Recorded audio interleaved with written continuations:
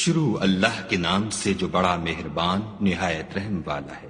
اور جب ہم نے فرشتوں سے کہا کہ آدم کو سجدہ کرو، سب نے سجدہ کیا مگر ابلیس نے نہ کیا، بولا کہ بھلا میں ایسے شخص کو سجدہ کروں جس کو تو نے مٹی سے پیدا کیا ہے۔ اور از راہ طنز کہنے لگا کہ دیکھ تو یہی وہ ہے جسے تو نے مجھ پر فضیلت دی ہے، اگر تو مجھ کو قیامت کے دن تک کی مہلت دے تو میں تھوڑے سے شخصوں کے سوا اس کی تمام اولاد کی جڑ کاٹتا رہوں گا۔ خدا نے فرمایا یہاں سے چلا جا، جو شخص ان میں سے تیری پیروی کرے گا تو تم سب کی جزا جہنم ہے اور وہ پوری سزا ہے۔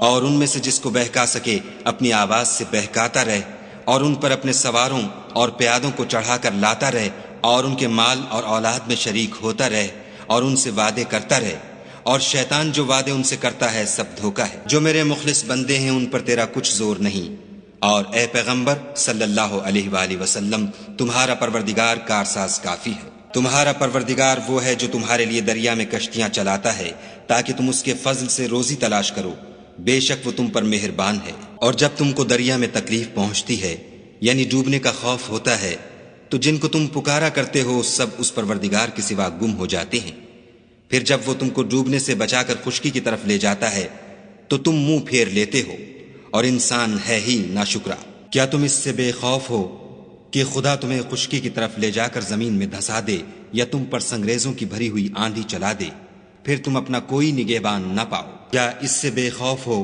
کہ تم کو دوسری دفعہ دریا میں لے جائے، پھر تم پر تیز ہوا چلائے اور تمہارے کفر کے سبب تمہیں ڈبو دے، پھر تم اس غرق کے سبب اپنے لیے کوئی پیچھا کرنے والا نہ پاؤ؟ اور ہم نے بنی آدم کو عزت بخشی اور ان کو جنگل اور دریا میں سواری دی اور پاکیزہ روزی عطا کی اور اپنی بہت سی مخلوقات پر فضیلت دی۔ جس دن ہم سب لوگوں کو ان کے پیشواؤں کے ساتھ بلائیں گے تو جن کے اعمال کی کتاب ان کے داہنے ہاتھ میں دی جائے گی وہ اپنی کتاب کو خوش ہو کر پڑھیں گے اور ان پر دھاگے برابر بھی ظلم نہ ہوگا۔ اور جو شخص اس دنیا میں اندھا ہو وہ آخرت میں بھی اندھا ہوگا اور نجات کے رستے سے بہت دور۔ اور اے پیغمبر جو وحی ہم نے تمہاری طرف بھیجی ہے قریب تھا کہ یہ کافر لوگ تم کو اس سے پچھلا دیں تاکہ تم اس کے سوا اور باتیں ہماری نسبت بنا لو، اور اس وقت وہ تم کو دوست بنا لیتے۔ اور اگر ہم تم کو ثابت قدم نہ رہنے دیتے تو تم کسی قدر ان کی طرف مائل ہونے ہی لگے تھے۔ اس وقت ہم تم کو زندگی میں بھی عذاب کا دونا اور مرنے پر بھی دونا مزہ چکھاتے، پھر تم ہمارے مقابلے میں کسی کو اپنا مددگار نہ پاتے۔ اور قریب تھا کہ یہ لوگ تمہیں زمین مکہ سے پھسلا دیں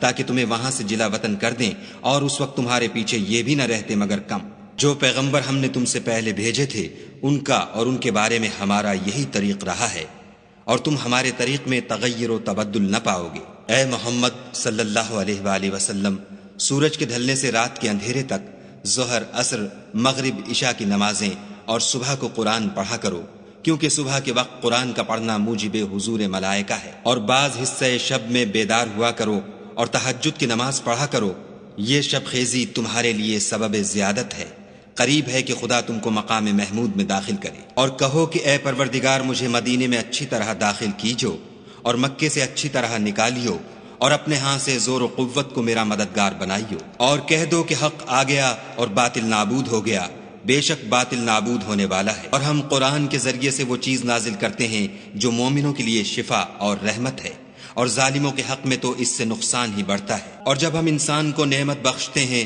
تو روح گرداں ہو جاتا اور پہلو پھیر لیتا ہے، اور جب اسے سختی پہنچتی ہے تو نا امید ہو جاتا ہے۔ کہہ دو کہ ہر شخص اپنے طریق کے مطابق عمل کرتا ہے، سو تمہارا پروردگار اس شخص سے خوب واقف ہے جو سب سے زیادہ سیدھے رستے پر ہے۔